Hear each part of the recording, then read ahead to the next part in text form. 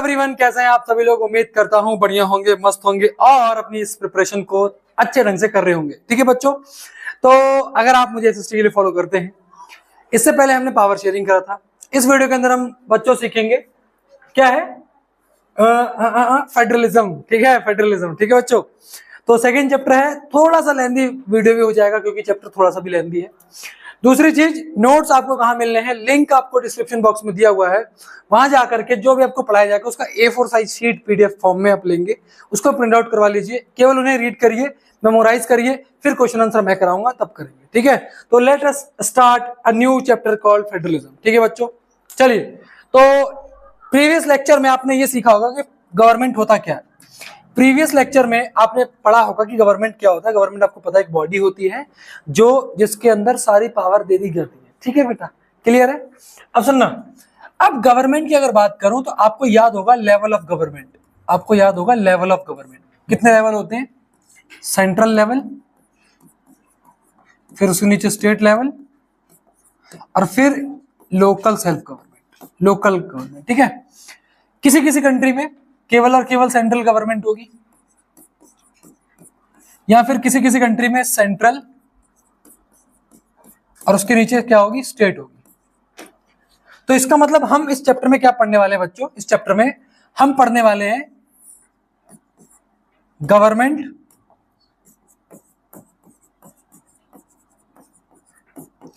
On the basis of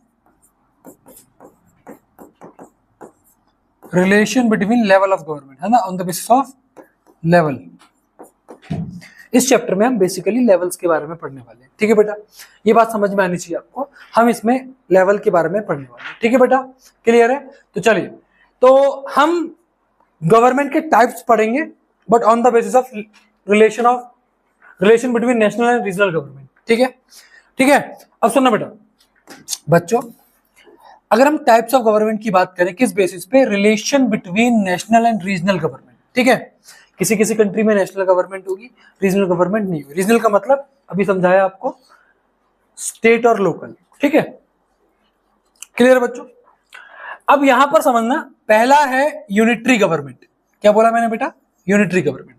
ठीक है, unitary government वो होती है जहां पर सारी की सारी पावर किसके पास हो?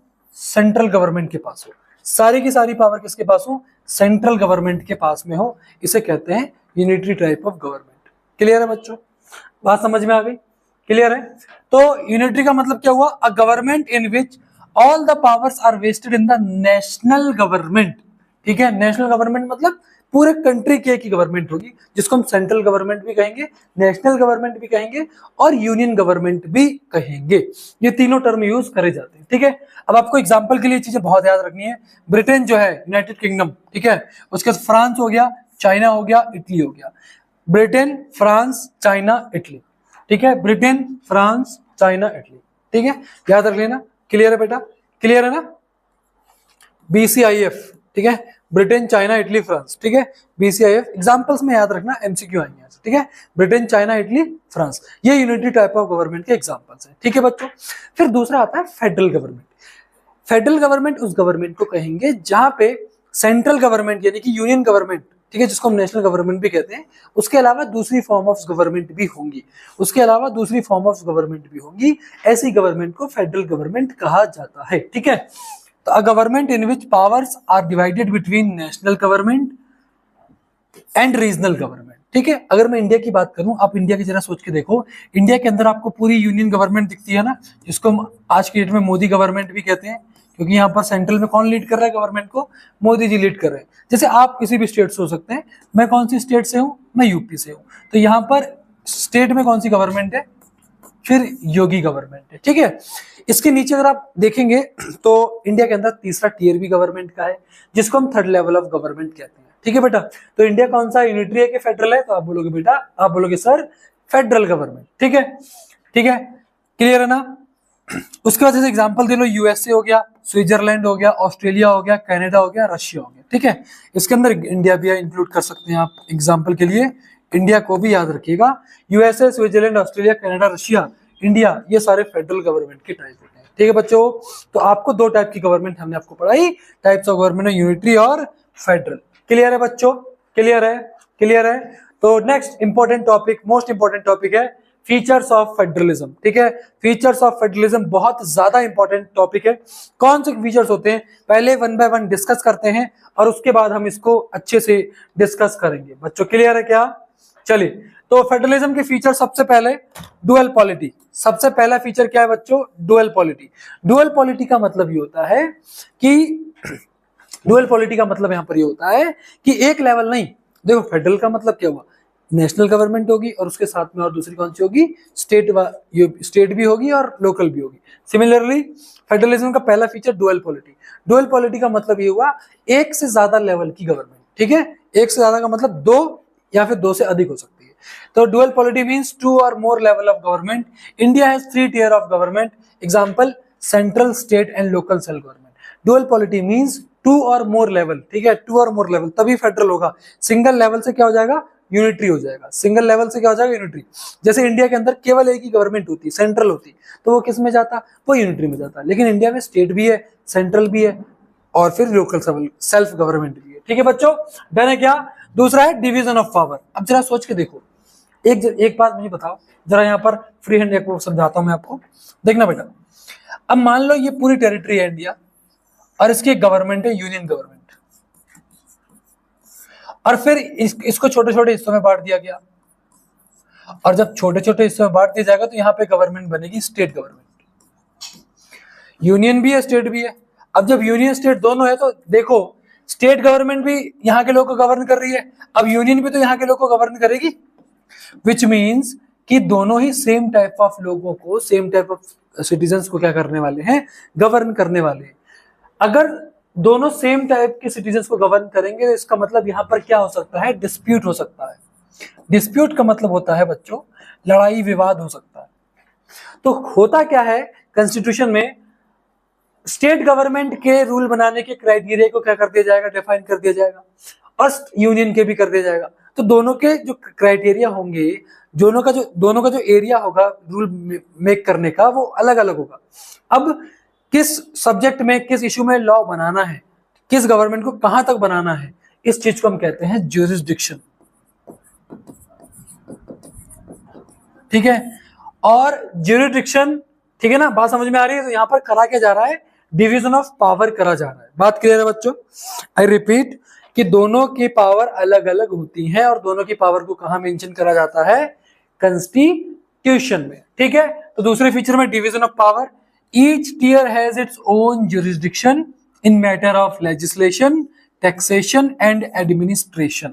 ठीक है, और उनका जो ज्यूरिसडिक्शन होता है, it is specified in the constitution which are constitutionally guaranteed. ठीक है, संविधान में सारी चीजों को मेंशन कर दिया जाता है और संविधान जो ज्यूरिसडिक्शन है हर गवर्नमेंट का, ठीक है, वो गारंटी देता है उस गवर्नमेंट को जो उस पर क्या करेगी? लॉ बनाएगी। तीसरा आता है रिजिड कॉन्स्टिट्यूशन। अब सुनना इस चीज को बहुत ध्यान से बच्चों। एक बात बताओ, अगर आप ये देखो कि सारी चीजें कहां लिखी जा रही हैं? कॉन्स्टिट्यूशन में। और जब सारी चीजें कॉन्स्टिट्यूशन में लिखी जा रही हैं तो हो सकता है कल के दिन कोई ऐसी गवर्नमेंट बने, कल के दिन कोई ऐसी गवर्नमेंट बने जो इस संविधान को ही क्या कर दे? खत्म कर दे। तो ये ऑलरेडी हो सकता है ना कि कल के दिन कॉन्स्टिट्यूशन को ही गवर्नमेंट खत्म कर दे, लेकिन कॉन्स्टिट्यूशन में ये चीजें पहले से ही लिखी गई हैं। जब हमारा, आपको याद होगा क्लास 9th में आपने कॉन्स्टिट्यूशनल डिजाइन पढ़ा था, उसमें आपका जो संविधान डिजाइन हुआ था, आपको पता होना चाहिए बेटा, आपको पता होना चाहिए कि 1950s में इसको अप्लाई किया गया, इंप्लीमेंट किया गया। तो जब संविधान इंप्लीमेंट हुआ उसमें पहले से कुछ प्रोविजन थे।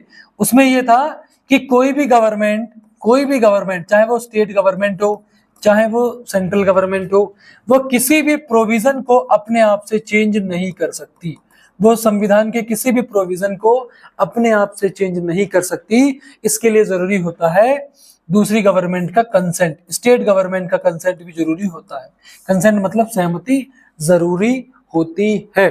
ठीक है, तो मतलब संविधान ही खुद कह रहा है कि मैं खुद से चेंज आप नहीं कर सकते, आपको कंसेंट की जरूरत है। तो कहां लिखा है? सारी चीजें संविधान में लिखी है, कॉन्स्टिट्यूशन में लिखी है, तो उसे कहेंगे rigid constitution. Those provisions which are concerned with the federal structure cannot be unilaterally changed by one level of government. Such changes require the consent of both level of the government. ठीक है, तो कुछ provisions ऐसे होते हैं जिनको अगर change करना है तो आप खुद, मतलब एक लेवल की गवर्नमेंट खुद चेंज नहीं कर सकती। अगर वो सेंट्रल गवर्नमेंट चेंज करना चाहती है तो उसको स्टेट की कंसेंट भी लेनी पड़ेगी। ठीक है ना, बात क्लियर है? तो पहला पॉइंट क्या बताया, डुअल पॉलिटी। दूसरा क्या बताया, डिवीजन ऑफ पावर। तीसरा क्या बताया बच्चों, रिजिड कॉन्स्टिट्यूशन। यहां तक क्लियर है ना? तो चलिए अगले फीचर में देखना। ठीक है बच्चों, 3 फीचर क्लियर है। चौथा फीचर, इंडिपेंडेंट जुडिशरी। अब आपको अगर पिछले चैप्टर से थोड़ी कनेक्टिविटी है तो याद करिए, लेजिस्लेटिव लॉ बनाती है, एग्जीक्यूटिव इंप्लीमेंट करती है, और तीसरी जो लेवल की गवर्नमेंट है वो मतलब जो तीसरा ऑर्गन है वो लेजिस्लेटिव और एग्जीक्यूटिव के अंडर में नहीं आएगा, वो इंडिपेंडेंट रहेगा और वो संविधान मतलब जो कॉन्स्टिट्यूशन होगा उसको क्या करेगा, डिफाइन करेगा, समय समय पर उसकी डेफिनेशन बताएगा। ठीक है, समय समय पर उसके जो प्रोविजंस हैं उसके बारे में बात करेगा। तो इंडिपेंडेंट जुडिशरी क्या है, court have power to interpret the constitution and power of the different levels of the government.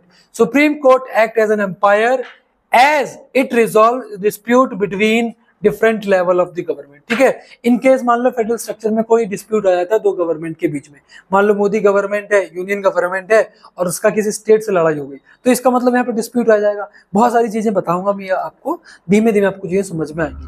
तो अगर इन दोनों के बीच में डिस्प्यूट आ जाता है तो दोनों गवर्नमेंट के बीच में जो डिस्प्यूट है इसको रिजॉल्व कौन करेगा, सुप्रीम कोर्ट करेगा, हाई कोर्ट करेगा। बात क्लियर है? सुप्रीम कोर्ट जनरली करता है, मतलब यहाँ पर जुडिशरी क्या है, उसका गवर्नमेंट से कोई लेना देना नहीं है, वो अपनी इंडिपेंडेंट है। ठीक है, फोर्थ है फाइनेंशियल ऑटोनॉमी। अब एक चीज सोचो, जब दोनों ही गवर्नमेंट सेम टाइप के लोगों को क्या, सेम सिटीजन को क्या करने जा रही है, गवर्न करने जा रही है, और दोनों के सब्जेक्ट अलग अलग हैं, दोनों के क्या अलग अलग हैं, सब्जेक्ट्स अलग अलग है। सब्जेक्ट का मतलब किस इशू में उसको लॉ बनाना है। फॉर एग्जाम्पल एग्रीकल्चर है। ठीक है, एग्रीकल्चर में लॉ कौन बनाएगा अभी आपको डिस्कस करेंगे जब 3 लिस्ट पढ़ेंगे।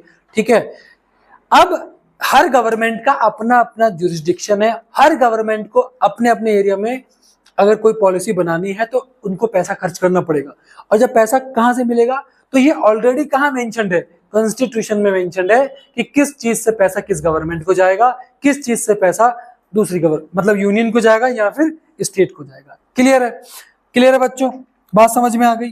तो यहाँ पर फाइनेंशियल ऑटोनॉमी का मतलब क्या हुआ, to ensure financial autonomy, sources of revenue are clearly mentioned in the constitution. Example देता हूँ बेटा, जो मिनरल्स होते हैं, अगर कंट्री में कहीं भी मिनरल्स पाए जा रहे हैं तो उससे जो पैसा आएगा वो पैसा किसके पास जाएगा, यूनियन गवर्नमेंट के पास जाएगा। बात क्लियर है? तो सोर्स ऑफ रेवेन्यू ऑलरेडी कहाँ मेंशन्ड है, इंडियन कॉन्स्टिट्यूशन में, या फिर उस जहां के भी फेडरल स्ट्रक्चर होगा उस देश के संविधान में ये चीज क्या होगी, ऑलरेडी मेंशन्ड होगी। क्लियर है बच्चों?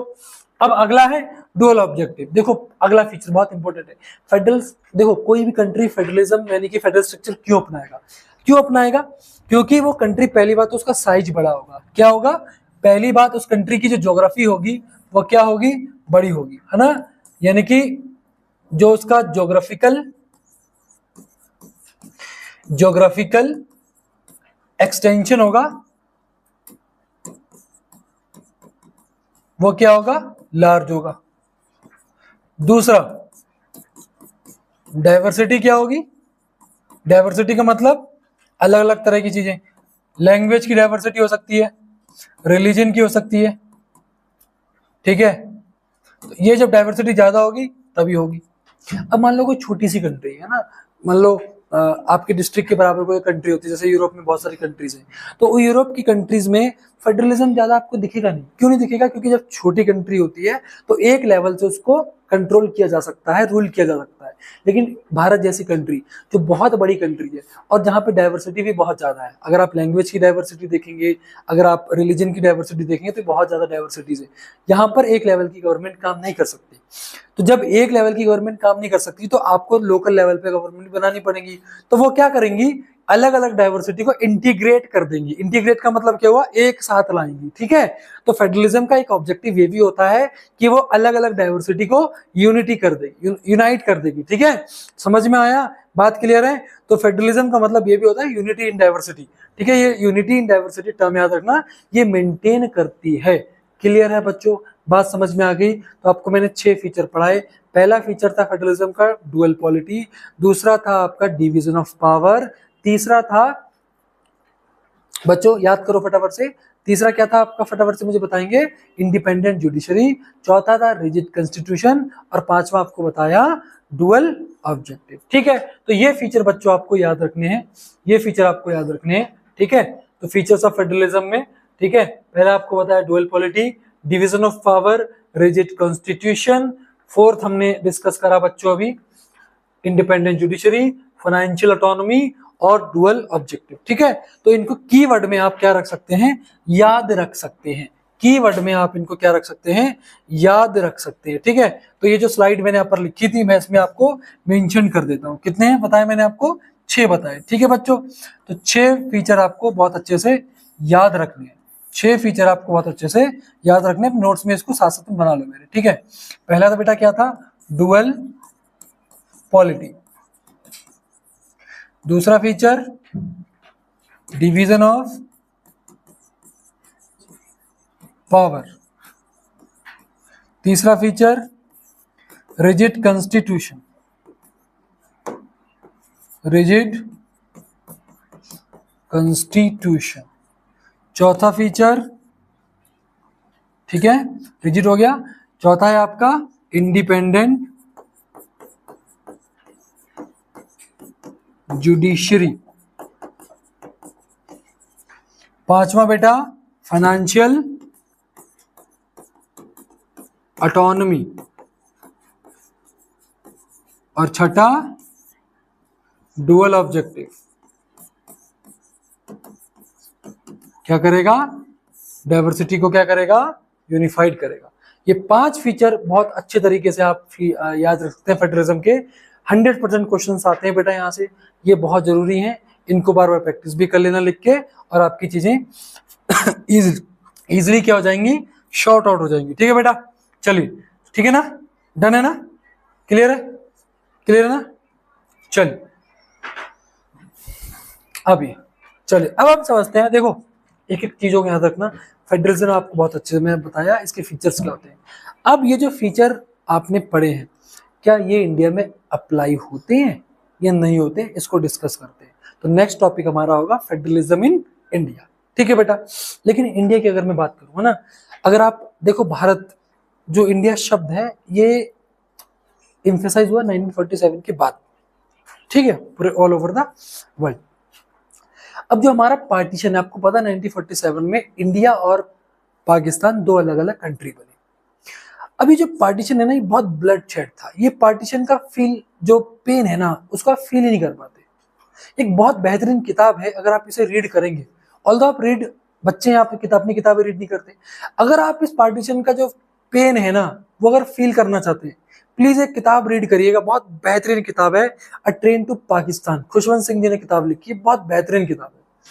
ये इमोशन आपको पता लग गया कि इसको फील ही नहीं कर पाएंगे, बहुत बेहतरीन चीज है। तो जो भारत का पार्टीशन था ना, आप आज की डेट में ना इसको सोच ही नहीं सकते। मैंने आज की डेट में बहुत देखा है कि यूथ जो है, यूथ हो गए, ठीक है, हमारे यूनिवर्सिटी से अच्छे अच्छे ग्रेजुएट लड़के हो गए, ये महात्मा गांधी को बहुत गालियां देते हैं, बहुत ज्यादा। अब मैं क्या बताऊं, वो व्यक्ति जिसने नेशन बनाया है, उसका कंट्रीब्यूशन आप 1-2 लाइन में एम्फेसाइज नहीं कर सकते। ठीक है, तो ये जो पार्टीशन है इसको आप समझ नहीं पाओगे बेटा। ठीक है, तो ऐसे क्रिटिसिज्म नहीं करना चाहिए किसी का भी, क्योंकि उन्होंने जितनी चप्पलें घिसी हैं, है ना, ये आप इमेजिन भी नहीं कर सकते। तो कितनी प्रोसेस हुई है, क्या क्या चीजें हुई है ना, तो फालतू में डिफेम करना बहुत गलत बात है। ठीक है, ठीक है ना। तो इंडिया का जो पार्टीशन है ये बहुत ज्यादा है ना, ये देखो बहुत सारे लोग जब इधर से वहां गए, वहां से यहाँ आए, ठीक है, तो ये पेन था बेटा, अलग चीज है वो। अब इंडिया की अगर मैं बात करूं, तो India had emerged as an independent nation after a painful and bloody partition, बहुत ज्यादा खून खराबा हुआ था। ठीक है, soon after independence several princely state become a part of the country। Clear. अब सुनना, जब इंडिया इंडिपेंडेंट हुआ ना, तो क्योंकि उससे पहले राजाओं का रूल था, तो जो राजाओं की स्टेट हुआ करती थी उसको प्रिंसली स्टेट कहते थे।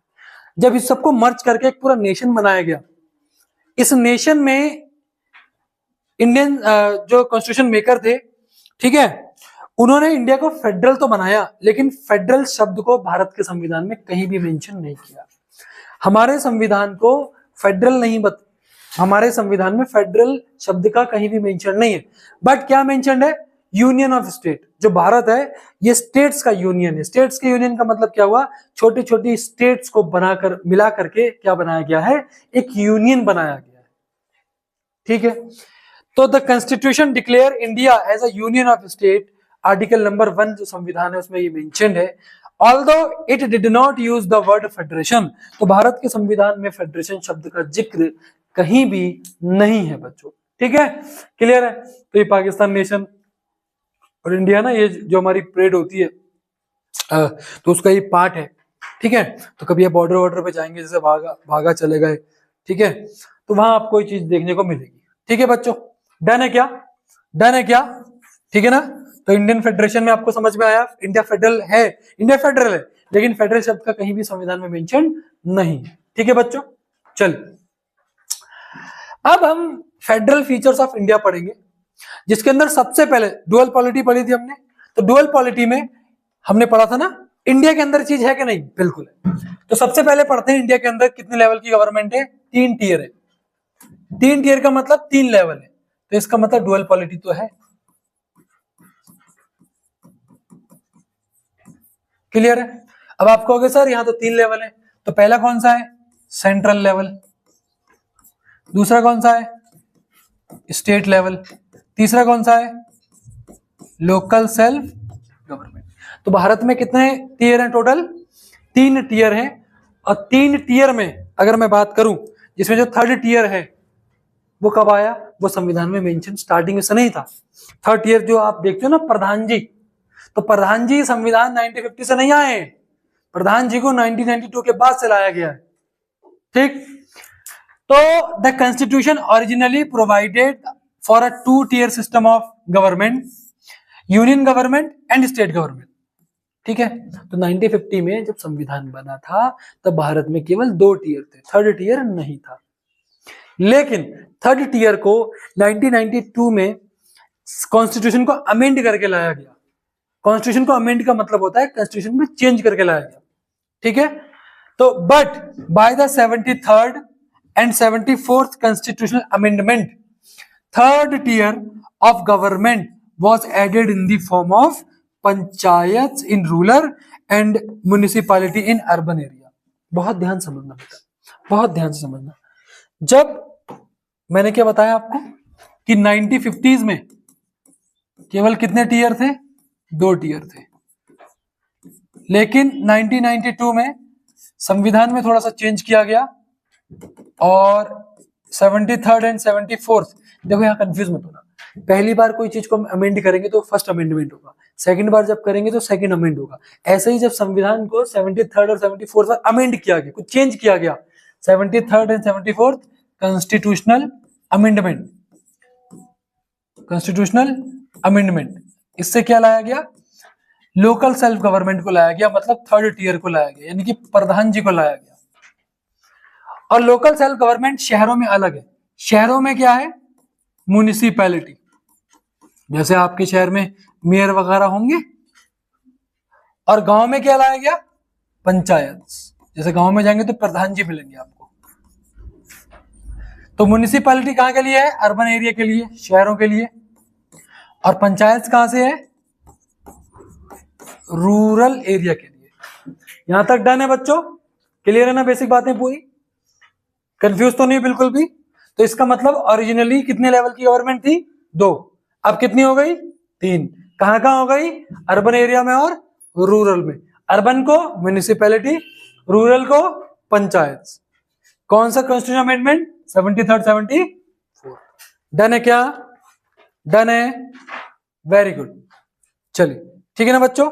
तो ये लिखा है, ये प्रधान जी जो हमारे आए हैं ना, पंचायत आपने वेब सीरीज देखी होगी, तो प्रमोट नहीं कर रहा हूं, लेकिन अच्छी लगी तो मैंने डाल दी। मैंने कहा बच्चों को कनेक्टिविटी समझ में आनी चाहिए। तो ये जो प्रधान जी हैं ये हमारे कब आए हैं, 73rd कॉन्स्टिट्यूशन अमेंडमेंट 1992 के बाद आए हैं। क्लियर है बच्चों? डन है क्या? बताएं फटाफट से, आपको समझ में आ रही है मेरी बातें कि नहीं? बताएंगे बच्चों? है भाई? चलिए ठीक है ना, डन है क्या? चलिए चल आगे बढ़े। ओके, तो पहला क्या था? पहला क्या था? Feature 3 tier of government in India. Okay, दूसरा फीचर क्या है? हर गवर्नमेंट का अपना अपना क्या है? ज्यूरिसडिक्शन। ज्यूरिसडिक्शन का मतलब क्या होता है? किसी भी गवर्नमेंट के लॉ बनाने का जो एरिया है, जहां तक वो बाउंड है। ठीक, ओके।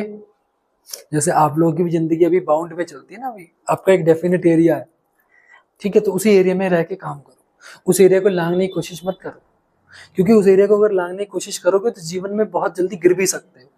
क्लियर है ना? तो उसी एरिया में रह के काम करो जो बनाया गया है ना। 10वीं के छात्र को केवल पढ़ाई पर ही फोकस करना चाहिए और किसी चीज से फोकस नहीं करना चाहिए, लेकिन जहां तुम फोकस करते हो ना बेटा, वो मैं अच्छे से जानता हूं, तो फोकस वहीं करो जहां करना है और अपने आप को बिल्ड करो। अपने आप को बिल्ड करोगे तभी फिर इस दुनिया में कुछ कर पाओगे ना। ठीक है जी, वरना फिर ऐसी कंडीशन ना आए जैसे यार कबीर साहब ने एक बात कही है, करता था सो क्यों करा, अब करे क्यों पछताए, बोया पेड़ बबूल का आम कहाँ से खाए। तो जिंदगी में काम ऐसे करो अभी कि 25-26 साल के जब हो जाओ तो दुनिया सलाम करे, दुनिया ये ना कहे कि ये तो यही करता था। बेटा ये दुनिया है, इस दुनिया के बारे में, ये डबल स्टैंडर्ड की दुनिया है। तुम अगर बहुत ज्यादा खाना खाओगे और मोटे हो जाओगे, दुनिया बोलेगी खा खा मोटा हो रहा है, और बहुत सूखे हो जाओगे बोले कुपोषित है। ये डबल स्टैंडर्ड है।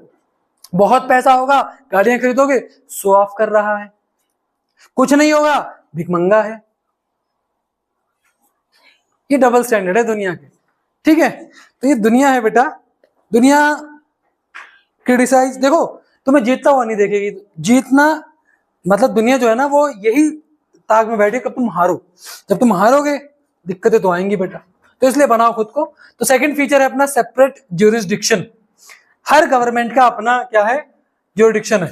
ठीक है, अब इस ज्यूरिसडिक्शन में इंडियन कॉन्स्टिट्यूशन में क्या है? 3 लिस्ट बना दी गई। कितनी लिस्ट बनाएंगे? 3 लिस्ट। कितनी लिस्ट बच्चों? 3 लिस्ट। और ये 3 लिस्ट बनी है, पहली लिस्ट है यूनियन लिस्ट, दूसरी कौन सी है? स्टेट लिस्ट, और तीसरी कौन सी है? Concurrent list. Union list, state list और कंकरेंट लिस्ट। इन लिस्ट में सब्जेक्ट डाल दिए गए, इशू डाल दिए गए हैं। इन इश्यूज में कौन सी गवर्नमेंट लॉ बनाएगी। क्लियर है ना? 3 लिस्ट में सब्जेक्ट डाल दिए गए हैं, इसमें कौन कौन लॉ बनाएगा। ठीक है, डन है क्या? ठीक है, तो यहां पर ये यूनियन लिस्ट है, ये कंकरेंट लिस्ट है और ये स्टेट लिस्ट है। इन सब्जेक्ट को भी ऐसे बांटा गया है। मान लो कोई लोकल लेवल का है, फॉर एग्जांपल जो पुलिस है वो हर लोकल लेवल की होती है। जैसे आप अगर यूपी में रहते हैं तो उनके बिल्ले पे लिखा होता है यूपी पुलिस, अगर आप महाराष्ट्र में रहते हैं तो महाराष्ट्र पुलिस, पंजाब में जाएंगे तो पंजाब पुलिस। तो इसका मतलब क्या हुआ? लोकल लेवल की अपनी लॉ एंड ऑर्डर है। ठीक है, तो उसी हिसाब से सब्जेक्ट को डाला गया। तो जैसे अगर मैं यूनियन लिस्ट की बात करूं तो यहां पर कौन लॉ बनाएगा? केवल और केवल सेंट्रल गवर्नमेंट। यूनियन से पता लग रहा है सेंट्रल गवर्नमेंट बनाएगी। ठीक है बच्चों, जैसे डिफेंस, इंडियन आर्मी, याद रखोगे तुम, इंडियन आर्मी यूनियन लिस्ट में आएगा। ठीक है, बैंकिंग, अरे रुपया पूरी कंट्री में एक जैसा है ना, पूरी कंट्री में जब रुपया चल रहा है तो उस पर कौन लॉ बना रहा है? यूनियन गवर्नमेंट बना रही है। अगर हर स्टेट अपना अपना रुपया अलग, हर स्टेट की करेंसी अगर अलग अलग होगी तो ट्रेड एंड कॉमर्स नहीं चल पाएगा। इसीलिए याद रखना, इंडियन आर्मी से आप क्या याद रखोगे? यूनियन लिस्ट में है। बैंकिंग से क्या याद रखोगे? पूरे इंडिया में रुपया चलता है, पूरे इंडिया का यूनियन में आएगा। उसके बाद करेंसी, क्लियर है? फॉरेन अफेयर्स, फॉरेन अफेयर्स, अब यार फॉरेन अफेयर्स का मतलब क्या हुआ? अच्छा ऐसे याद रखना, फॉरेन अफेयर्स, जैसे मोदी जी बाहर जाते रहते हैं ना, तो मोदी जी किसके हैं? यूनियन के हैं। मोदी जी फॉरेन अफेयर्स, मतलब बाहर से अफेयर, बाहर से अफेयर का मतलब foreign affairs Modi ji handle करते हैं, तो यूनियन गवर्नमेंट, याद रखोगे, बहुत बढ़िया। कम्युनिकेशन, ठीक है, तो ओवर ये आपके सब्जेक्ट हैं, याद रखने, अच्छे से याद हो जाएंगे, एक बार मेमोराइज कर लेना।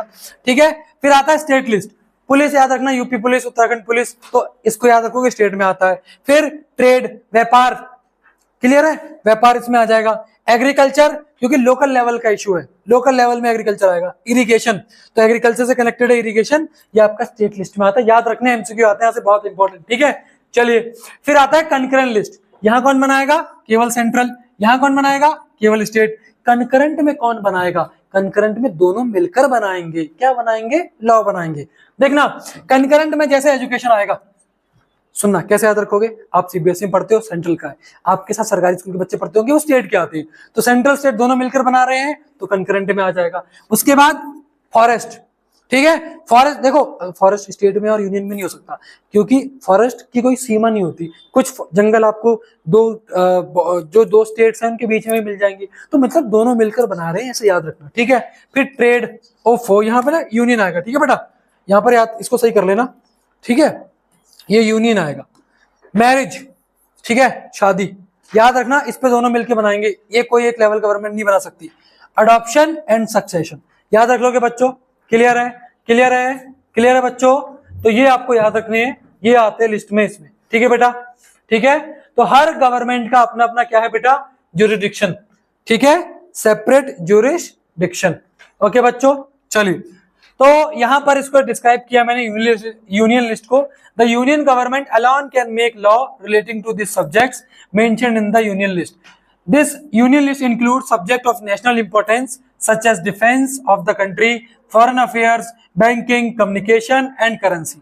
ठीक है, these subjects are included in the union list because we need a uniform policy on these matters throughout the country। इनको इसलिए मेंशन किया गया है क्योंकि यहाँ पर पूरे कंट्री में एक जैसा लॉ चाहिए। ठीक है, तो ये यूनियन हमारी पार्लियामेंट है दिल्ली में, है ना, और ये हमारे जानते होंगे आप लोगों को, इनको बताने की जरूरत है नहीं मुझे। ठीक है, क्लियर है बच्चों, तो आगे बढ़े, दूसरी लिस्ट आएगी आपके सामने। दूसरी लिस्ट आएगी बच्चों स्टेट लिस्ट। दूसरी कौन सी आएगी? State list. मैं यूपी से हूं तो मैंने यूपी के चचा का फोटो डाला है। ठीक है बच्चों, चलो, तो स्टेट लिस्ट की अगर बात करूं तो state government alone can make law relating to the subjects mentioned in the state list. ठीक है, this list contain subject of the state and local importance such as police, trade, commerce, agriculture and irrigation. ठीक है, याद हो जाएगा, अच्छे से याद कर लेना बेटा, अच्छे से याद कर लेना बेटा। क्लियर है क्या? आगे बढ़े, चलिए, तीसरी लिस्ट कंकरेंट लिस्ट। कंकरेंट में union as well as state government can make law on the subject mentioned in this list. इस लिस्ट में subject of common interest to both an union government as well as state government such as education, forest, trade union, marriage, adoption and succession. ठीक है, इनके पीछे इनकी logic भी है, logic से याद करो चीजें याद हो जाएंगी, लॉजिक से याद करो चीजें बहुत इजीली याद हो जाएंगी बच्चों, लॉजिक से याद करो चीजें बहुत इजीली याद हो जाएंगी। जैसे सुनना, अब यहाँ पर फॉरेस्ट का मैंने आपको बताया था, ट्रेड यूनियंस याद हो जाएगा, मैरिज हो गया, मैरिज अगर एक लेवल की गवर्नमेंट के हाथ में होगी तो वो लोकल इंटरेस्ट को प्रमोट करेंगे। ठीक है, अगर मान लो सेंट्रल पे, देखो मैरिज दोनों में क्यों है, अगर सेंट्रल में किसी एक पर्टिकुलर रिलीजन की गवर्नमेंट बन जाती है तो वो उसी को प्रमोट करेंगे, फिर दूसरा एलिनेटेड फील करेगा, इसलिए इसको किसमें रखा गया है? आपका कंकरेंट में रखा गया है। ठीक है बच्चों, डन है क्या? डन है, आगे बढ़े, चलिए। अब सुनना, अगर भैया ताऊ और चाचा दोनों में विवाद हो गया, ताऊ चाचा का मतलब क्या हुआ? यूनियन गवर्नमेंट और स्टेट गवर्नमेंट, इन दोनों के बीच अगर कोई विवाद हो गया तब किसकी पावर चलेगी? बताएंगे बच्चों, बताएंगे। ताऊ और चाचा में अगर विवाद हो गया किसकी पावर चलेगी? किसकी चलेगी बच्चों? ऑब्वियसली बात है किसकी? ताऊ की।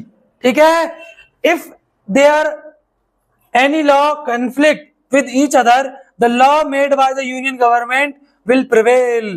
क्लियर है, अगर कोई डिस्प्यूट आता है यूनियन गवर्नमेंट और स्टेट में सब लॉ बनाते समय, तो किसकी पावर आएगी? किसकी पावर डोमिनेंट रहेगी दूसरे के ऊपर? तो यूनियन की रहेगी बेटा, याद रखना।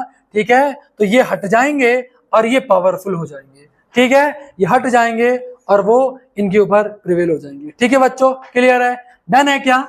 डन है, चलिए आगे बढ़े बच्चों, चलिए चलिए तीसरा। ठीक है, देखो बहुत ध्यान से देखना, बहुत ध्यान से देखना बेटा, बहुत ध्यान से देखो बच्चों, हमने क्या पढ़ा? देखो हम पढ़ रहे हैं फेडरल स्ट्रक्चर इन इंडिया, हम पढ़ रहे हैं फेडरल फीचर्स ऑफ इंडिया। इसमें हमने पहला पढ़ा था three level of government India में, दूसरा हमने पढ़ा था क्या, सेपरेट ज्यूरिसडिक्शन, इसी को हमने पढ़ा है अभी तक। अब तीसरा क्या पढ़ेंगे, रिजिड कॉन्स्टिट्यूशन। क्या पढ़ेंगे, रिजिड कॉन्स्टिट्यूशन। ठीक है, जैसे हमने देखो इसको याद रखना बहुत इजी है, आप फेडरल की फीचर याद कर लो, पहला वाला हो गया उसी को इंडिया में अप्लाई कर दो, दूसरा हो गया उसको इंडिया में अप्लाई कर दो, तीसरा देखो रिजिड कॉन्स्टिट्यूशन। आपको बताया था कि रिजिड कॉन्स्टिट्यूशन में क्या होता है कि सारी चीजें कॉन्स्टिट्यूशन में मेंशन होती हैं और कोई भी एक लेवल की गवर्नमेंट क्या नहीं कर सकती, कॉन्स्टिट्यूशन को चेंज नहीं कर सकती। Similarly, sharing of power between the union government and state government is basic to the structure of the constitution. यहाँ टिक लेना, is basic structure of the constitution होगा। ठीक है बेटा, सुनना, इंडिया कैसा है, फेडरल कंट्री है। इंडिया कैसी कंट्री है, फेडरल कंट्री है। इसका मतलब सेंट्रल और स्टेट में पावर शेयरिंग करना क्या है, बेसिक स्ट्रक्चर है संविधान का, ये संविधान में लिखी हुई है।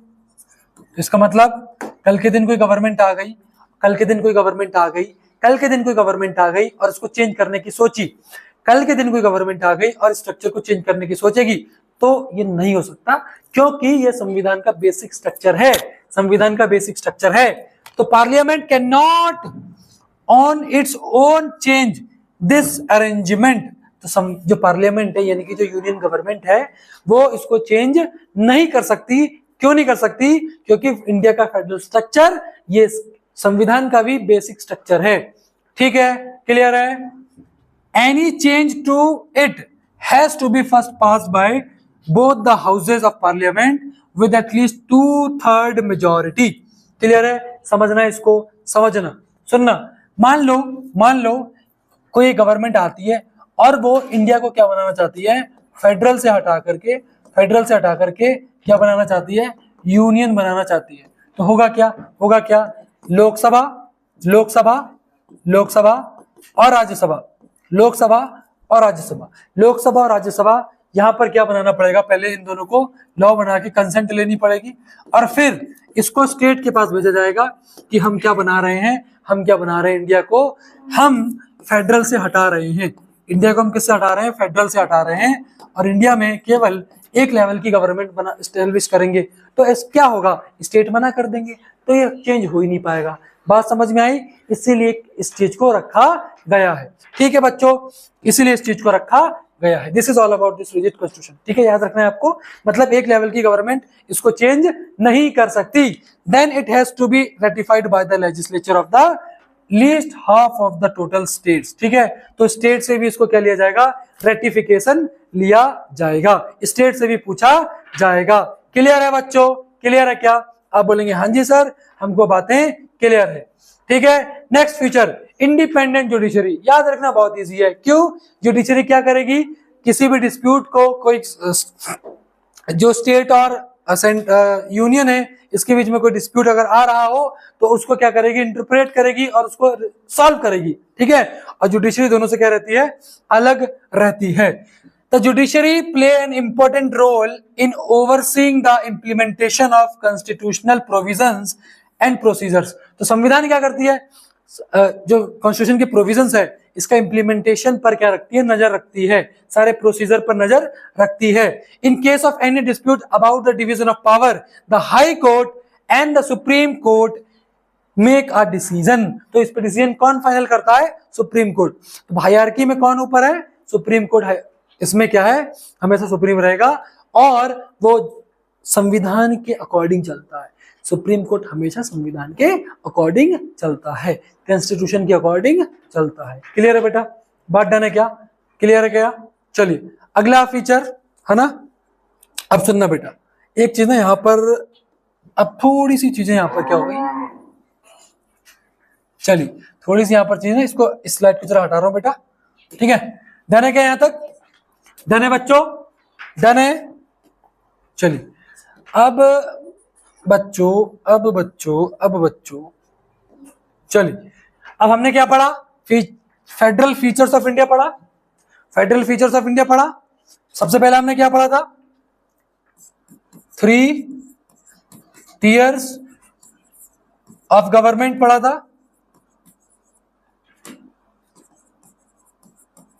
यही पढ़ा था। दूसरा क्या पढ़ा था बेटा? रिजिड कॉन्स्टिट्यूशन,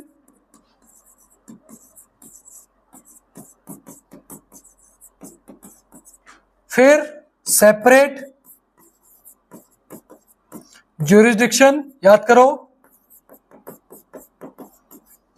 उसके बाद फोर्थ बेटा बताएंगे फटाफट से, इंडिपेंडेंट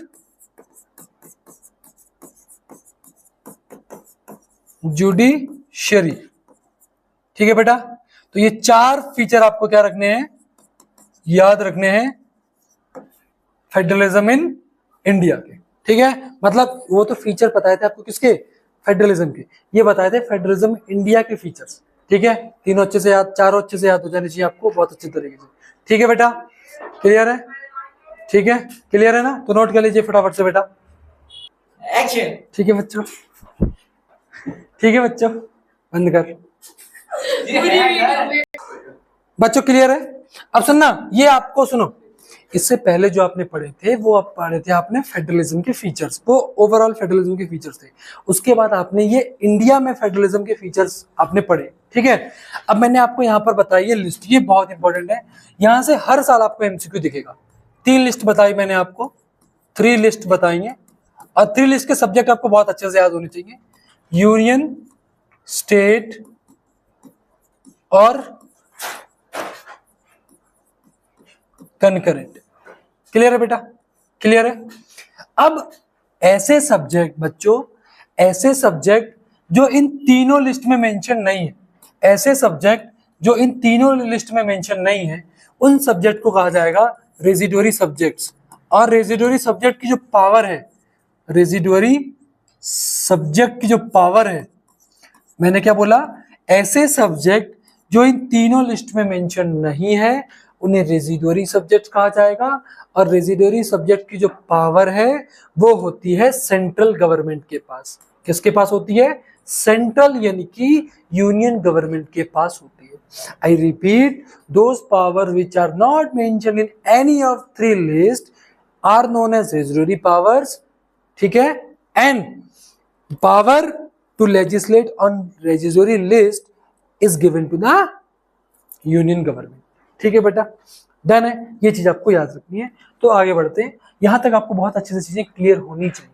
ठीक है बच्चों, यहां तक आपको चीजें बहुत अच्छे से क्लियर होनी चाहिए। डन है क्या बच्चों? डन है क्या? चलो, अब यहां पर ये स्लाइड ऊपर वाली बेटा थोड़ी सी ना, ये मैंने चेक नहीं किया इसको। ठीक है, अब सुनना, अब ठीक है, लेकिन ऑल्दो अगर मैं बात करूं, although some states are given special privilege. ठीक है, कुछ स्टेट्स को क्या दिया गया है, कुछ स्पेशल क्या दिया गया है, ट्रीटमेंट दिया गया है। कुछ स्टेट को स्पेशल ट्रीटमेंट दिया गया है। ठीक है, उनको इससे अलग रखा गया है। ठीक, example, Assam, Nagaland, Arunachal Pradesh and Mizoram enjoy special power under certain provision of the Constitution of India, Article 371, due to their peculiar social and historical circumstances। इनके ऐतिहासिक जो पृष्ठभूमि है वो थोड़ी अलग है। इन स्टेट्स को थोड़े से स्पेशल प्रिविलेज दिए गए हैं, इनके सोशल स्ट्रक्चर को देखते हुए, इनकी ज्योग्राफी को देखते हुए। ठीक है, क्या दिए गए हैं? Indians who are not permanent residents of this state cannot buy land or house there। ऐसे भारतीय लोग जो वहां पे परमानेंट नहीं रहते, जो बाहर के हैं, तो यहां से लोग जाकर के वहां जमीन नहीं खरीद सकते। उसके पीछे रीजन क्या है? ये थोड़े ट्राइबल एरिया वाले क्षेत्र है।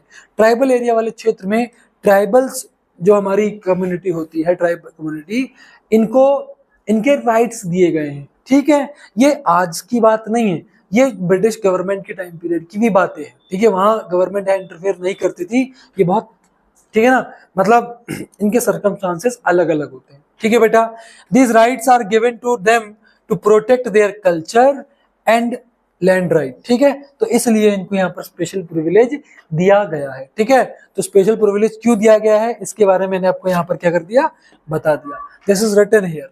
ठीक है बेटा, क्लियर है? everything should be clear in your mind and you have to memorize explicitly for your examination. ठीक है बच्चों, चलिए सो अब हम पढ़ते हैं कि इंडिया के अंदर हमने फेडरल फीचर पढ़ा, कौन कौन से फेडरल फीचर होते हैं, लेकिन हम डिस्कस करते हैं कि आज तक फेडरलिज्म के लिए भारत में क्या क्या किया गया, भारत में क्या क्या हुआ. इंपॉर्टेंट टॉपिक है, इसको आप क्या नहीं कर सकते, इग्नोर नहीं कर सकते. ठीक है बेटा, ठीक है. तो फेडरल प्रैक्टिसेस में अगर मैं बात करूं तो सबसे पहले आता है भारत में आजादी के बाद कुछ कहानियां हैं, कुछ मैं आपको चीजें बताता हूं. ये जो देश हमारा है ये 1947 में आजाद हुआ. आजाद होने के बाद यहाँ पर क्योंकि डाइवर्सिटी बहुत ज्यादा है, भारत देश में डाइवर्सिटी बहुत ज्यादा है, चाहे वो डाइवर्सिटी लैंग्वेज पे हो, चाहे वो रिलीजन पे हो, चाहे वो कास्ट पर हो, ये डाइवर्सिटी बहुत ज्यादा है. और जब आप बड़े बड़े जो पूरे ओवरऑल कंट्री है जब उसको स्टेट्स में डिवाइड करेंगे तो स्टेट के डिवाइड करने का कुछ ना कुछ क्राइटेरिया होना चाहिए. क्राइटेरिया क्या होना चाहिए, एक्चुअल में क्राइटेरिया होना चाहिए एडमिनिस्ट्रेशन, कि एडमिनिस्ट्रेशन जहाँ से इजी हो पाए. लेकिन भारत के आज़ाद होने के बाद बहुत सारी स्टेट ऐसी बनी जो लैंग्वेज के बेस पे बनी. ठीक है, मैं आपको एक कहानी बताता हूँ. ठीक है, तो देखो एक्चुअल में जो गवर्नमेंट चाहती थी वो एडमिनिस्ट्रेशन के बेस पर ही बनाना चाहती थी, लेकिन पॉट्टी श्री रामालुल्लू की जो प्रोटेस्ट थी ना, इस पर क्या हुआ, जब उनकी डेथ हो गई तो उसके बाद लैंग्वेज के बेस पर एक स्टेट बनाया गया. ठीक है, लैंग्वेज के स्टेट बेस पर ये स्टेट बनाया गया. ठीक है, तो कुछ स्टेट ऐसी भी हैं जो लैंग्वेज के बेस बना दी गई. ठीक है, क्यों बना दी गई, ताकि लोग एलिनेशन फील ना करें. और उसके बाद क्या हो, एडमिनिस्ट्रेशन हो वो क्या हो जाए, इजी हो जाए. ये क्या है, ये फेडरल स्ट्रक्चर ही तो है. ठीक है, in 1947 the boundaries of several old state of India were change in order to create new state. 47 के बाद बहुत सारे जो स्टेट थे उसके क्राइटेरिया को छोटा बड़ा किया गया, उसकी बाउंड्रीज को छोटा बड़ा किया गया ताकि नई स्टेट बनाई जा सके, नए स्टेट बना करके उसके एडमिनिस्ट्रेशन को क्या किया जा सके, इजी किया जा सके. ठीक है, this was done to ensure that people who spoke the same language lived in a same state. ठीक है, तो ऐसा इसलिए करा गया कि जो लोग हैं जो सेम लैंग्वेज बोलते हैं, जैसे बंगाली है तो बंगाली लैंग्वेज जो बोलने वाले लोग हैं वो आपको most of the West Bengal में दिखाई देंगे. पंजाबी बोलने वाले तो कितने दिखाई देंगे, पंजाब से दिखाई देंगे. पहाड़ी बोलने वाले आपको उत्तराखंड में दिखाई देंगे. उड़िया बोलने वाले उड़ीसा में दिखाई देंगे. तो ये क्यों बनाया गया कि सेम लैंग्वेज बोलने वाले जो लोग हैं वो आपको कहाँ दिखें, उसी स्टेट में दिखें और वो अपनी गवर्नमेंट वहां पर रन करें. This is a federal practice in India. ठीक है, फॉर एग्जाम्पल आंध्र प्रदेश, ये आंध्र प्रदेश वो स्टेट है जो पॉट्टी श्री रामालुल्लू की प्रोटेस्ट के बाद, हड़ताल के बाद, उनकी हत्या के बाद, हत्या गलत टर्म हो जाएगा, जो उनकी मृत्यु के बाद बना था. ठीक है, क्लियर है, 56 दिन के उपवास के बाद इनकी डेथ हो चुकी थी. ठीक है, उसके बाद ये आंध्र प्रदेश पहला स्टेट भारत का बनाया गया लैंग्वेज के बेस पे. ठीक है, उसके बाद गुजरात में भी डिमांड आने लगी तो गुजरात को भी बनाया गया. ठीक है, तो याद रखना बेटा, ये फेडरल प्रैक्टिसेस की पहली थी. The formation of linguistic state, linguistic state का मतलब होता है लैंग्वेज के ऊपर बेस्ड स्टेट. ठीक है, the formation of linguistic states has actually made the country more United. ठीक है, क्यों, देखो आप एक लैंग्वेज एक ऐसा साधन, देखो आपने बचपन से पढ़ा होगा भाषा क्या है, विचारों को आदान प्रदान करने की जो शैली होती है, जो माध्यम होता है, वही भाषा होती है. अब अगर एक भाषा को आप दूसरी भाषा के ऊपर थोपोगे, अगर जबरदस्ती थोपोगे तो वो लोग क्या हो जाएंगे, आपसे डिससेटिस्फाइड हो जाएंगे और वो एलिएनेटेड फील करेंगे, जिसकी वजह से हो सकता है सिविल वॉर भी हो, जैसे आपने पिछले चैप्टर में पढ़ा था. तो इंडियन गवर्नमेंट ने क्या करा, ये चीज नहीं होने दी, और हर जो रिलीजन है, सॉरी जो लैंग्वेज है, इस पर बेस्ड स्टेट भी बनाया. तो ये फेडरल प्रैक्टिस का बहुत बड़ा अच्छा एग्जाम्पल था भारत के अंदर. ठीक है, this has also made administration easy. इसकी वजह से जो एडमिनिस्ट्रेशन है वो भी क्या हुआ, इजी हुआ. Some state were created not on the basis of language but to recognise differences based on culture, ethnicity और ज्योग्राफी. ऐसा नहीं है कि भारत में सारे स्टेट लैंग्वेज के बेस पर ही बने हो. कुछ स्टेट एडमिनिस्ट्रेशन को इजी करने के लिए बने हैं, कुछ स्टेट इसलिए भी बनाया गया उनका कल्चर अलग है. जैसे आप उत्तराखंड में जाओगे तो वो पहाड़ी एरिया भी है, वहाँ थोड़ा कल्चर भी अलग जाता है, इसलिए वो स्टेट अलग हो गया. पहले वो यूपी का हिस्सा हुआ करता था, कल्चर अलग होने की वजह से, हिली एरिया, हिली टेरेन की होने की वजह से, ज्योग्राफी अलग होने की वजह से उसको एक अलग स्टेट का दर्जा दिया गया. ठीक है, अगर आप इतिहास पढ़ेंगे अपने स्टेट का उठा करके, आपको जानना भी चाहिए. एक खुले दिमाग के व्यक्ति का काम होता है अपने सराउंडिंग में क्या हो रहा है और कैसे हुआ है ये सारी चीज की उसकी जानकारी होना चाहिए, तब जाके एक खुले दिमाग के व्यक्ति बनते हैं। बंद दिमाग के व्यक्ति ना बने। अब लोगों से अनुरोध है, किताबें पढ़ना, किताबों की 4 लाइनों को अंडरस्टैंड करना केवल मात्र पढ़ाई नहीं होती, अपने दिमाग खुला रखना, चीजों को ऑब्जर्व करना। कुछ चीजें ऐसी होती हैं जो किताबों में नहीं लिखी होती, लेकिन फिर भी हम सराउंडिंग से ऑब्जर्व करके उस चीज को समझ सकते हैं, सोच सकते हैं। ठीक है, तो हमेशा दिमाग खुला रखें और पढ़ाई इसलिए करें कि दिमाग खुले, और इसलिए नहीं कि रट के पढ़ा आपको नौकरी करनी है इसलिए, नहीं, ऐसा कभी नहीं। ठीक है बेटा, तो समझना मेरी बात ध्यान से। कुछ स्टेट्स हैं जैसे नागालैंड हो गया, उत्तराखंड हो गया, झारखंड हो गया, ये लैंग्वेज के बेस पे नहीं बनाए गए, इनके डिफरेंट कल्चर की वजह से ये स्टेट बनाए गए हैं। बच्चों आई होप ये चीज आपको क्लियर हो गई होंगी बहुत अच्छे तरीके से। ठीक है, तो एक बार रीड आउट कर लेना, आपको चीजें बहुत अच्छे से समझ में आ जाएंगी। ठीक है बच्चों, फिर अगला है लैंग्वेज पॉलिसी ऑफ इंडिया। ठीक है, देखो हम फेडरल प्रैक्टिस में पहले हमने क्या पढ़ा, बहुत ध्यान से एक एक टॉपिक को याद रखा करो, कॉपी पेन लेके बैठा करो और हेड बुलेट पॉइंट्स को लिखा करो। फेडरल प्रैक्टिस में हमने सबसे पहले पढ़ा formation of state on the basis of language, ethnicity, culture. ठीक है, दूसरा हम क्या पढ़ेंगे बच्चों, दूसरा हम पढ़ेंगे भारत की लैंग्वेज पॉलिसी। भारत की लैंग्वेज पॉलिसी, अब सुनना, अगर भारत में फेडरलिज्म नहीं होता, यूनिटरी होती, तो सिंगल टाइप की गवर्नमेंट का काम, सिंगल टाइप की जो गवर्नमेंट है वो अपने लॉ को इम्पोज करती। बट इंडिया के अंदर ऐसा नहीं है। भारत की जो लैंग्वेज पॉलिसी है वो थोड़ी डिफरेंट है। भारत के अंदर जो लैंग्वेज पॉलिसी है, इसके अंदर ऐसा नहीं कि पूरे कंट्री के अंदर हिंदी को इम्पोज कर दिया गया हो। बात समझ में आई? भारत में ऑफिशियल लैंग्वेज है। ऑफिशियल लैंग्वेज का मतलब ये होता है कि गवर्नमेंट के जो कामकाज है वो उस लैंग्वेज में होंगे। भारत में ऑफिशियल लैंग्वेज हिंदी और इंग्लिश दोनों है। ठीक है, बट ऐसा नहीं है कि दूसरी लैंग्वेज को यहाँ पर सहारा नहीं दिया गया।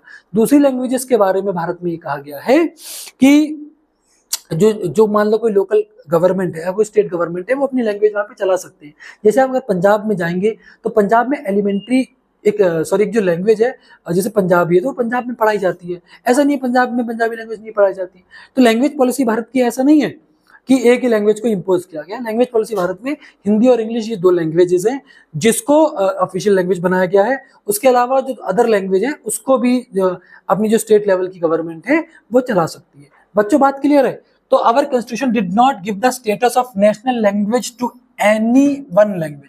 भारत की देखो बहुत सारे जो मास्टर हैं, अब मैं यार क्रिटिसिज्म नहीं करूंगा, लेकिन बहुत सारे टीचर क्या करते हैं, हिंदी को नेशनल लैंग्वेज बोलेंगे। Hindi is not a national language, Hindi is a official language. ठीक है, ऑफिशियल लैंग्वेज मीन्स कि all the works of government of India will take place on in Hindi and English. ठीक है, तो हिंदी और इंग्लिश में होंगे, that is known as official language, है ना। तो ऑफिशियल लैंग्वेज है हिंदी और इंग्लिश भारत में। ठीक है, Hindi was identified as the official language, but Hindi is the mother tongue of only 40% लोग, है ना। हिंदी जो भारत में बोलते हैं वो 40% लोग ही बोलते हैं केवल। ठीक है, therefore there were many safeguard to protect other languages beside Hindi. Hindi के अलावा और भी बहुत सारी लैंग्वेज हैं। हिंदी के अलावा और भारत के संविधान में कितनी लैंग्वेज मेंशन है? 21, विच मीन्स हिंदी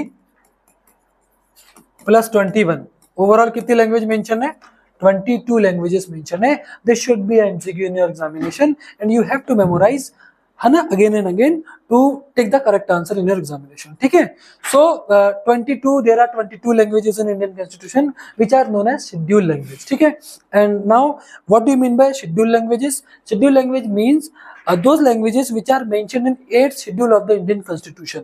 अब यहाँ पर बात कहोगे कि 8th schedule क्या होता है, तो कॉन्स्टिट्यूशन को ब्रेक डाउन किया गया पार्ट्स में, शेड्यूल में। आपको उतना टेक्निकली अंदर जाने की जरूरत नहीं है, but still you have to memorize that in 8th schedule there are 22 languages which are mentioned in the Indian Constitution, and these 22 languages are known as scheduled languages। Is it clear?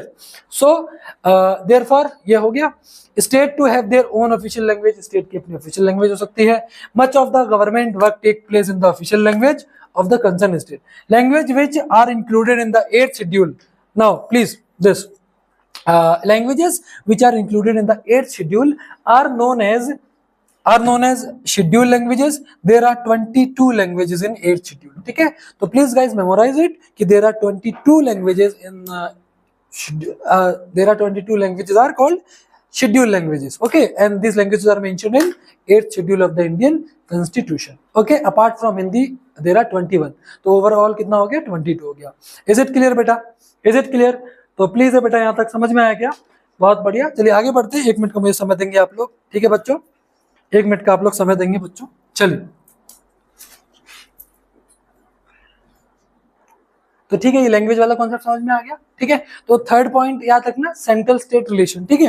अब देखो ये technically थोड़ा समझना है, इसमें ज्यादा कुछ समझने वाली बात नहीं है, इससे केवल कोलिशन गवर्नमेंट आपको समझनी है, ठीक है।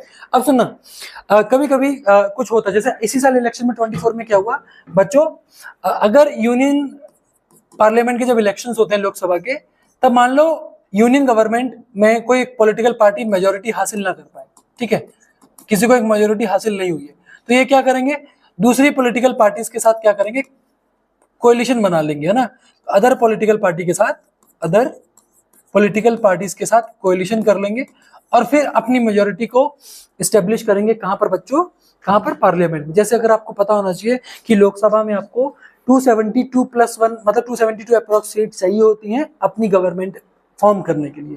तो यहाँ पर अगर इन केस मेजोरिटी किसी गवर्नमेंट को हासिल नहीं हुई, तो इसमें क्या होता है, वो फिर दूसरी पॉलिटिकल पार्टी के साथ क्लब करके, ठीक है, कोलेट करते हैं और फिर गवर्नमेंट फॉर्म करते हैं। जैसे इस साल बीजेपी गवर्नमेंट चल रही है, ठीक है, 272 इनकी पूरी नहीं हुई थी, इसीलिए। बात क्लियर है, बात क्लियर है, बात समझ में आ गई, बात समझ में आ गई, डन है। तो कोलिशन का कॉन्सेप्ट यहाँ पर, तो इसी में आता है central state relation. When no single party get clear majority in the Lok Sabha, the major national party had to enter into the alliance with many parties including several regional party to form a government at the centre. जैसे example देख लो ना, BJP ने इस साल नीतीश जी के साथ club का हुआ, अलायंस करा हुआ है, तभी तो बीजेपी की सेंट्रल में गवर्नमेंट बनी हुई है। और ये पार्टी कहाँ की है, बिहार में नीतीश जी एक्टिव रहते हैं। बात समझ में आ गई। तो यहाँ पर सेंट्रल स्टेट रिलेशन भी एक फेडरल फीचर आता है जो आज भी आपको दिखाई देता है। This led to new culture of power sharing and respect for the autonomy of the state government. This evolved the new concept of coalition government. बात क्लियर है, बात क्लियर है कि नहीं क्लियर है, बात समझ में आ गई। कोलिशन गवर्नमेंट समझ में आ गया आप लोगों को। तो कोलिशन गवर्नमेंट का एक्चुअल मीनिंग क्या है, डेफिनेशन याद रखनी है आपको। Coalition government, a coalition government is formed when two or more party come together to form the government. जब दो या दो से ज्यादा पॉलिटिकल पार्टी एक साथ आती हैं गवर्नमेंट फॉर्म करने के लिए, इसे कहते हैं कोएलिशन गवर्नमेंट। याद रखना, इतनी डेफिनेशन याद होनी चाहिए। This arrangement is made because no single party achieve an absolute majority, no political party achieve an absolute majority more than 50% of seat on their own strength. ठीक है, ये कब होता है, जब कोई पॉलिटिकल पार्टी मेजोरिटी हासिल नहीं कर पाती, 50% +1 वोट चाहिए होती पार्लियामेंट में सीट बनाने के लिए, जब ये हासिल नहीं हो पाता तब जाकर के ये कंडीशन होती है। बात समझ में आ गई, बात समझ में आ गई बेटा, क्लियर है ना, डन है क्या यहाँ तक, क्लियर है बच्चों, क्लियर है क्या, ठीक है। तो ये कॉन्सेप्ट समझ में आ गया। कोएलिशन गवर्नमेंट बहुत इंपॉर्टेंट टॉपिक है, 2 नंबर में तुमसे लिखवा लेंगे, तुम्हें पता भी नहीं लगेगा। ठीक है बच्चों, डन है क्या, चलो अब समझते हैं most important topic, decentralisation. Decentralisation, ठीक है, जब हम नेशनल पार्टी और स्टेट गवर्नमेंट, नेशनल गवर्नमेंट और स्टेट गवर्नमेंट से पावर को लोकल गवर्नमेंट लेकर के लोकल गवर्नमेंट को देते हैं, इसे डिसेंट्रलाइजेशन कहता है। जैसे याद करो, प्रधान जी आए थे, तो प्रधान जी जो आए थे वो क्यों आए थे, डिसेंट्रलाइजेशन की वजह से। याद करो 73rd और 74th कॉन्स्टिट्यूशन अमेंडमेंट। ठीक है, डेफिनेशन याद होनी चाहिए। When some power are taken away from central and state government, यहाँ away from आएगा ना, away from central and state government and given to local government such as panchayat, जो कहाँ आई थी पंचायत, रूरल में, कहाँ आई थी, रूरल में, और म्युनिसिपल कॉर्पोरेशन कहाँ आया था, अर्बन में। ठीक है, तो डेफिनेशन फिर से देखना, when some power are taken from central and state government and given to local government such as panchayat and municipal corporation is called decentralization। ये डेफिनेशन तुम्हारी ब्लड स्ट्रीम में घूमती हुई नजर आनी चाहिए मुझे आज के बाद। when some power are taken from national and state government and are given to the local government, example panchayat और municipal, is known as decentralization। Decentralization. At the local level, it is possible for the people ठीक है। तो at the local level it is possible for the people to directly participate, ठीक है। Local level पर लोग क्या करते हैं, डायरेक्टली इसमें पार्टिसिपेट करते हैं इन डिसीजन मेकिंग। जैसे प्रधान जी हैं वो लोकल लेवल के हैं, और उनको कौन इलेक्ट करता है, गांव के लोग इलेक्ट करते हैं। तो लोकल लेवल के लोग हैं वो डायरेक्टली डिसीजन मेकिंग में क्या कर रहे हैं, पार्टिसिपेशन कर रहे हैं। This help to inculcate a habit of democratic participation. इससे क्या होता है, डेमोक्रेसी में लोग क्या कर रहे हैं बच्चों, पार्टिसिपेट कर रहे हैं। क्या कर रहे हैं, पार्टिसिपेट कर रहे हैं, ठीक है। और इंडिया के अंदर कब आया, 73rd and 74th constitution amendment, ठीक है। 73rd से कौन आया बेटा, याद रखना, इससे आई थी पंचायत, और 74 से कौन आया था, रूरल। इतना याद रखने की जरूरत नहीं है, रूरल, ठीक है। तो 73rd and 74th constitution amendment 1992, याद रखना 1992 में आया। Third tier of government was added in the form of panchayat, rural and municipality corporation. ये स्लाइड बहुत अच्छे से याद होनी चाहिए, 73rd और 74th कॉन्स्टिट्यूशन अमेंडमेंट में, ठीक है। ये चीज आई इंडिया के अंदर, ठीक है बच्चों, डन है, समझ में आया कि नहीं, फटाफट से बताएंगे। अगला मेन हेडिंग है और बहुत इंपॉर्टेंट है, structure of local self government, ठीक है। नोट्स को डाउनलोड कर लेना मेरी टेलीग्राम चैनल से, मैंने आपको लिंक डिस्क्रिप्शन में दिया है। ये जितनी चीज पढ़ाई है इसकी A4 साइज में आपको चीजें रिटर्न, हैंड रिटन नहीं, अच्छे से बना के दिए, केवल उसी को पढ़ना है, ठीक है। अब स्ट्रक्चर समझना बेटा, स्ट्रक्चर समझना बहुत ध्यान से बेटा। सबसे पहले आपको मैं समझाता हूं panchayat, local self government in rural area, ठीक है, बहुत ध्यान समझना। सबसे निचले लेवल पे, सबसे निचले लेवल पे गांव में, एक विलेज में, अगर मैं विलेज की बात करूं, किसकी बात कर रहा हूं, विलेज की अगर मैं बात करूं, तो विलेज को डिवाइड किया जाता है वार्ड्स में, वार्ड्स में। वार्ड, बहुत सारे वार्ड के मेंबर मिलकर के, बहुत सारे वार्ड्स होंगे, तो इसके मेंबर्स मिलकर के क्या बनाएंगे, ग्राम सभा, ठीक है। कौन बनाएंगे, इस गांव के 18+ के लोग वोट देकर ग्राम सभा बनाएंगे, ठीक है। सारे एडल्ट होते हैं इसमें। क्या बन गई सबसे पहले, ग्राम सभा, एक इलेक्टिंग बॉडी होगी जो 18+ के लोगों ने इलेक्ट किया होगा, ठीक है। ग्राम सभा के काउंसिल बनेगी जिसको बोलेंगे ग्राम पंचायत। क्या बोलेंगे, ग्राम पंचायत, ठीक है। तो ग्राम सभा की काउंसिल ग्राम पंचायत बन गई, ये बॉडी है। अब इनकी काउंसिल ग्राम सभा है। ग्राम सभा का जो हेड होगा, ग्राम सभा का जो हेड होगा, याद रख लेना, क्या कहेंगे उसे, sarpanch. The head of the Gram Sabha is known as sarpanch, ठीक है। अब ये हर गांव की होगी, हर गांव, अब कलेक्शन ऑफ गांव से बनाई जाएगी ब्लॉक समिति,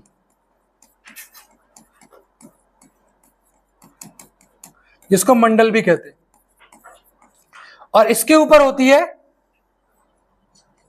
जिला परिषद। क्या होती है, जिला परिषद। क्या बोला मैंने, ग्राम सभा, यहां समझ में आ गया। तो ग्राम पंचायत, ठीक है, ग्राम सभा ग्राम पंचायत, यहां पर हेड कौन होता है, सरपंच। इसके ऊपर कौन होगा, ब्लॉक समिति, और यहां पर मंडल भी कहते हैं इसे, और ऊपर होता है जिला परिषद। जिला परिषद का जो हेड होगा उसे कहेंगे जिला परिषद चेयरमैन,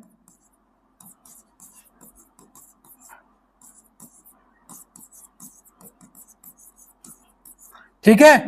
बात समझ में आ गई, जिला परिषद चेयरमैन कौन होगा, समझ में आ गया, डन है ये बात। अब सुनना, जिला परिषद से आपका MP होता है, और MLA भी यहीं से होता है, याद रखना, MP MLA यहीं से आता है। MP MLA आपकी जो कंस्टिट्यूएंसी से आएंगे वो जिला परिषद से आएंगे, डन है, डन है। ये स्ट्रक्चर किसका हो जाएगा, किसका हो जाएगा, रूरल का। अब समझते हैं अर्बन वाले को। अर्बन, अर्बन की लोकल सेल्फ गवर्नमेंट का क्या कहते हैं, म्युनिसिपल कॉर्पोरेशन, नगर निगम कहते हैं। इसका हेड कौन होता है, मेयर। बस याद रख लेना, वो इतना टेक्निकली जाने की जरूरत नहीं है। बड़े शहर के लिए म्युनिसिपल कॉर्पोरेशन और म्युनिसिपल में डिफरेंस क्या है वो जानने की जरूरत नहीं है, बट ये समझ जाओ आप। अर्बन, याद रखना, म्युनिसिपल कॉर्पोरेशन का हेड कौन होगा, मेयर, मेयर, मेयर, ठीक है। जिला परिषद में जिला परिषद चेयरमैन होगा, ठीक। अब यहां पर हेड होगा सरपंच। ये स्ट्रक्चर है, ठीक, इसको मैंने नोट्स में बहुत अच्छे से डिफाइन किया हुआ है, वहीं से पढ़ लेना है इसको बहुत अच्छे तरीके से। डन है, क्लियर है। अब अगला हेडिंग है features of local self government. क्या फीचर्स हैं लोकल सेल्फ गवर्नमेंट के, एक एक करके फीचर करते हैं। पहला फीचर सोर्स ऑफ रेवेन्यू, ठीक है, सुनना। The state government are required to share some powers and revenue with local government bodies. अब ये किसके अंडर में आती है? ये यूनियन के अंडर में नहीं आ रही, लोकल सेल्फ गवर्नमेंट स्टेट के अंडर में आती है। और अगर ये स्टेट गवर्नमेंट के अंडर में आती है तो स्टेट गवर्नमेंट ही इसको फंडिंग देगी, स्टेट गवर्नमेंट ही पैसा देगी लोकल सेल्फ गवर्नमेंट को। तो आपका जो प्रधान जी होंगे वो किसके अंडर में होंगे? स्टेट गवर्नमेंट के अंडर में होंगे। डन है, स्टेट गवर्नमेंट से पैसा इसको मिलेगा, ठीक है। स्टेट गवर्नमेंट जब पैसा आएगा तभी आपके गांव की सड़क बनेगी, तभी आपके जो पुल हैं छोटे छोटे वो बनेंगे, तभी जाकर के आपके गांव में डेवलपमेंट होगा। डन है क्या?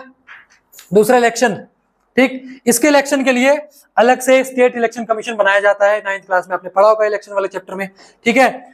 इलेक्शंस की बात करूं, an independent institution called the state election commission has been created in each state to conduct panchayat and municipal election. तो जब भी पंचायत के इलेक्शंस होते हैं तो उसको state election commission of India करवाता है। दूसरा फीचर याद होना चाहिए, पहला रेवेन्यू, दूसरा इलेक्शन, तीसरा देखेंगे बड़े ध्यान से, तीसरा है रिप्रेजेंटेशन, ठीक है, बहुत ध्यान देखना, यहां पर रिप्रेजेंटेशन होता है, ठीक है। अब seats are reserve in the elected bodies and the executive head of this institution for the scheduled caste, scheduled tribe and other backward class. तो इन अलग अलग कम्युनिटीज के लिए सीट क्या करी जाती हैं? रिजर्व करी जाती हैं। कहां पर? लोकल सेल्फ गवर्नमेंट्स में। फोर्थ फीचर याद रखना है, representation of women. At least 1/3 of all positions are reserve for women. ये मेन फीचर है किसका? लोकल सेल्फ गवर्नमेंट का, कि यहाँ पर 1/3 सीट वुमेन के लिए क्या होती हैं? रिजर्व होती है, ठीक है। हर 3 में से एक प्रधान क्या होगी? वुमेन होगी। लेकिन इंडिया में इसका बहुत गलत यूज है। गांव में पैट्रियार्कल सोसाइटी है, लेकिन सुनना, जिस कॉन्स्टिट्यूएंसी में, सॉरी जिस गांव में महिला अगर प्रधान भी है, लेकिन उसकी पावर का यूज आज भी कौन करता है? मैन करता है। और ये तब तक नहीं हो सकता जब तक हम वुमेन को रिप्रेजेंटेशन आगे नहीं लेकर आएंगे वुमेन को, ठीक है। लेकिन अब तो कंडीशंस कुछ और ही चल रही हैं, ठीक है, जिसकी बात हम अभी कर तो नहीं सकते, फिर कभी करेंगे नेक्स्ट वीडियो में, ठीक है, नेक्स्ट मतलब कभी भी, ठीक है। तो रिप्रेजेंटेशन समझ में आया, बहुत ध्यान से देखना बेटा, ठीक है। Source of revenue, elections, representation और रिप्रेजेंटेशन ऑफ वुमेन, ठीक है बच्चे। अब समझते हैं कि भैया इसके एडवांटेज क्या है, लोकल सेल्फ गवर्नमेंट के क्या एडवांटेज है। पहला एडवांटेज, स्ट्रेंथनिंग डेमोक्रेसी। जब लोकल ग्रास रूट के लोग डेमोक्रेसी में जुड़ेंगे तो डेमोक्रेसी मजबूत होगी, लोगों को लगेगा कि हम लोकतंत्र में जी रहे हैं, हम किसी राजा के अंदर में नहीं जी रहे, ठीक है। constitutional status for local self government has helped to deepen democracy in our country through participation of grassroots level, ठीक है। तो हमने निचले लेवल को भी गवर्नमेंट में जोड़ा है, लोगों को रिप्रेजेंटेशन दिया है। सबसे ज्यादा काम बेहतर यही होता है, ठीक है। गांव के लोगों को लगता है, देखो गांव के लोगों के लिए ना प्रधान है, वो ऊपर तक तो पहुंच नहीं सकते, तो अपने प्रधान तक पहुंच सकते हैं। उनको लगता है कि यही सरकार है हमारी, और इससे डेमोक्रेसी मजबूत हुई है, ठीक है। दूसरा, इंश्योर वुमेन रिप्रेजेंटेशन। देखो भैया 1/3 वुमेन की सीट को रिजर्व किया गया है, याद रखना है। तो ensures women's representation has also increase women's representation and voice in our democracy. तीसरा है, increase transparency and accountability as panchayat are required to hold regular meeting and report to their constituents, ठीक है। तो गांव की जो पंचायत होती है, ठीक है, इनकी मीटिंग भी लगातार होती रहती है। इनकी मीटिंग जब होती है तो लोग मतलब डेली की वहां पर कंसल्टेंसी होती रहती है, जिसकी वजह से जो गवर्नमेंट की प्रोसीडिंग्स है वो बहुत बेहतरीन हुई है लोकल लेवल पे, ठीक है बेटा, बात समझ में आ गई। Advantage of local self government, ठीक है। अगला है डिसएडवांटेज, मतलब चैलेंजेस। इन लोकल सेल्फ गवर्नमेंट में क्या चैलेंजेस हैं, ऐसे सवाल आ सकते हैं, इसलिए मैंने आपको बुलेट पॉइंट में तीनों पॉइंट लिख के दे दिए, ठीक है। एनसीईआरटी में मेंशन नहीं था, लेकिन आपको चीजें याद रखनी है, ठीक है। चैलेंजेस क्या है लोकल सेल्फ गवर्नमेंट के? पहला चैलेंज, ट्रांसफर ऑफ पावर। सुनो, हर स्टेट में जो लोकल सेल्फ गवर्नमेंट है, इनकी पावर को स्पेसिफाइड नहीं किया गया है, मतलब मेंशन नहीं किया गया अच्छे तरीके से। और बहुत सारी स्टेट ऐसी भी हैं जहां पर लोकल सेल्फ गवर्नमेंट को समय समय से पैसा भी ट्रांसफर नहीं होता। तो ट्रांसफर ऑफ पावर में most state governments have not transferred significant power to the local government. ठीक है, बहुत सारी स्टेट है वहां पर लोकल सेल्फ गवर्नमेंट को पावर ही नहीं दी गई है, बहुत कम पावर दी गई है, वो आज भी स्टेट के अंडर में काम कर रही है। दूसरा, एडिक्वेट रेवेन्यू रिसोर्सेज, समय समय पर जब पैसा नहीं दोगे तो डेवलपमेंट नहीं हो पाएगा, और जब डेवलपमेंट नहीं हो पाएगा तो गांव के लोग प्रधान को गाली भी देते हैं, ऐसा नहीं है, जाके देखिए। ठीक है, तो most state governments have not given adequate resource of revenue, उनको रेवेन्यू के रिसोर्स नहीं दिए गए, जब पैसा नहीं आएगा डेवलपमेंट नहीं होगा। लास्ट बट नॉट लीस्ट, इनकी जो मीटिंग्स हैं, ठीक है, जब एक देखो आपने देखा होगा इलेक्शन में जो लीडर्स हैं वो भी आपके पास तभी तब तक आते हैं जब तक उन्हें वोट चाहिए होगा, वोट मिल गए पावर में चला गया उसके बाद कोई नहीं पहचानता है ना। इसलिए मैं कहता हूँ पावर कैप्चर करो, पावर सबसे मेन चीज है। बात समझ में आ गई? तो इनकी मीटिंग जो है वो भी क्या नहीं होते बेटा, रेगुलर नहीं होती। This is all about our chapter. अब इस फेडरलिज्म से कुछ भी आया आप कर लोगे, बट मेरे पीवाईक्यू कराने से पहले अब सारी चीजें अच्छे से मेमोराइज करके आया करो क्लास में। ठीक है बेटा, इसके नोट्स कहाँ मिलेंगे? नोट्स अगर आपको चाहिए बेटा, डिस्क्रिप्शन बॉक्स में हमने आपको क्या दिया है, टेलीग्राम चैनल का लिंक दिया है, उसको प्रिंट आउट करवाएंगे, अच्छे से चीजों को याद करेंगे और फिर आप मेरे साथ प्रीवियस ईयर क्वेश्चंस करेंगे। थैंक यू सो मच, मिलते हैं नेक्स्ट क्लास में जहां हम पॉलिटिकल पार्टीज करेंगे। थैंक यू सो मच बेटा।